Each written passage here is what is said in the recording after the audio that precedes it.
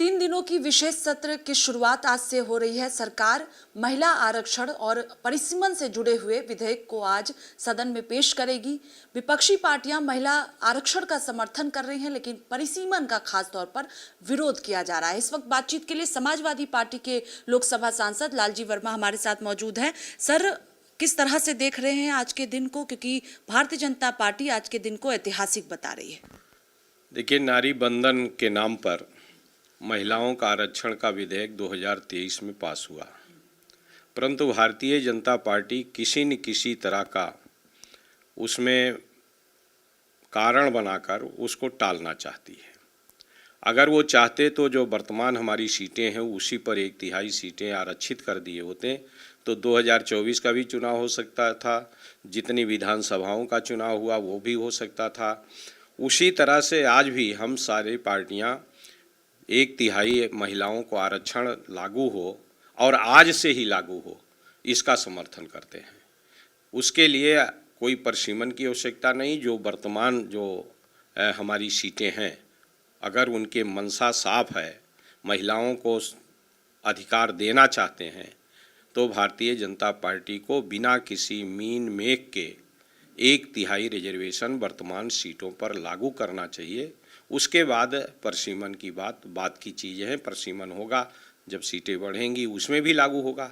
लेकिन जो वर्तमान परिस्थितियां हैं, अगर महिलाओं को देना चाहते हैं तो उसमें उसको लागू करना चाहिए। हम सब लोग 1/3 रिजर्वेशन का समर्थन करते हैं। तो आप लोग विरोध परिसीमन का कर रहे हैं कि सीटों को जो बढ़ाने की बात कही जा रही है लगातार कि 850 सीटें हो जाएंगी, प्रस्ताव भी रखा गया है, इसका विरोध? जो टालने का प्रयास कर रही है भारतीय जनता पार्टी, उसका विरोध है। हम लोगों की पार्टी, सभी पार्टियां में समस्या, अभी तो हमारी पार्टी की मीटिंग है, उसमें क्या तय होगा इसके बारे में मुझे जानकारी नहीं है। लेकिन अभी लोकसभा के संसदीय दल की बैठक बुलाई गई है, उसमें जो दिशा निर्देश होगा उसके अनुसार हम कार्य करेंगे।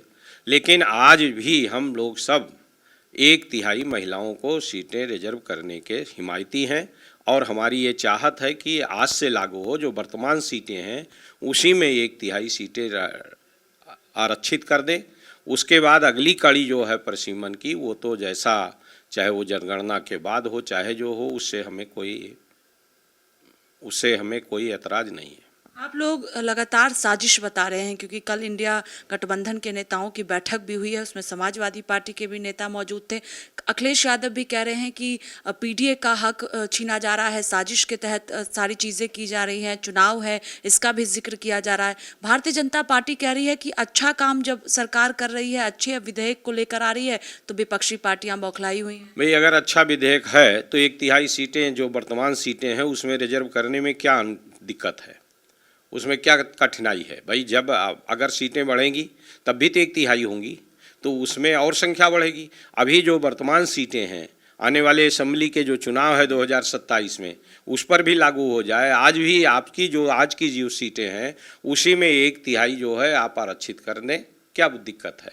बाकी जो बातें हैं हम लोग अभी इंट्रोड्यूस हो रहा है, अभी बिल को पूरा पढ़े नहीं है और हमारी पार्टी की अभी संसदीय दल की बैठक है, उसमें उस पर विस्तार से चर्चा होगी और उसके बाद जो परिसीमन से संबंधित सवाल है उसका जवाब हम देंगे। आखिरी सवाल है कि क्या समाजवादी पार्टी इसका विरोध करेगी?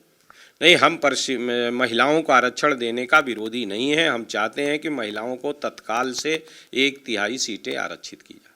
बहुत शुक्रिया बातचीत के लिए। कैमरा पर्सन सचिन के साथ स्वाति पाठक, भारत समाचार, दिल्ली।